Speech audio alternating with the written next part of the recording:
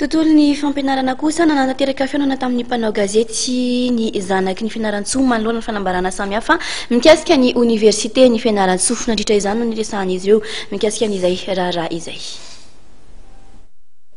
Miantso ny tokony ampitsarana ny fiantsiana sy fanaratsiana samihafa mikasika ny fitantanana ny université ny fianaran-tsoa parlementaire avy any toerana araka ny fanazavana nentin'izy ireo dia tokony ampiseho lesona ary tsy hanao fitaovana politika ny mpianatra ny mpampianatra eo anivon'ny université. Ny raharahany université dia misy moa ny fitantanana ara-bola ka raha misy ny ahiahy amin'izay fitantanana izay dia manana ministère piahy ny université ka tokony ny ministera io zay piahy mpanaramasony vola io no tokony hiteny hoe misy olana ara-bola ao amin'ny université ny fianarantsoa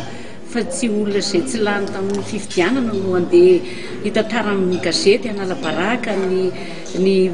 filohan'ny université zay voafidy ary tsy mety satria samy zanaky fianaratsoa dia tokony tsy fanala baraka ka ny agnatanako zany an'ireo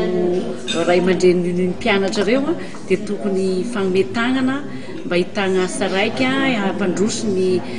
université fianaratsoa indrindra fa hamelesona ny mpianatra mba hahavitany fianarany. Tamin'ity fihaonana tamin'ny mpanao gazety ity ihany koa ny resahan'ny ireto parlementaire avy any fianaratsoa ireto nitetika asa izay nataon'ny filohan-tetezamita tamin'ny fianaratsoa sy manodidina amin'ny fitokanana izany izay ho tanterahana amin'ny herinandro iny. Amin'ny 9 janoary 2024 izao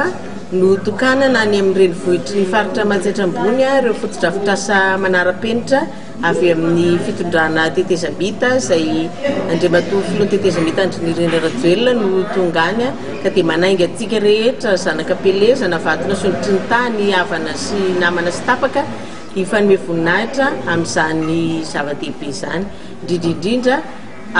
ao anatin'ny programa fitokanana ny tranomora ny hôpitaly manara-penitra ary ny amphi ny DEX ny université izay nidorana sasany teo aloha tany amin'ny taona 2024 any ho any. Raha ny farany herinandro avy izao no tanterahana ny foto-drafitrasa manara-penitra ao Tomasina dia ny 20 janoary vao izao kosa no tanterahana ny fitokanana ny foto-drafitrasa ao Fianaratsoa iarahana amin'ny filohan-tetezamita Andry Rajoelina.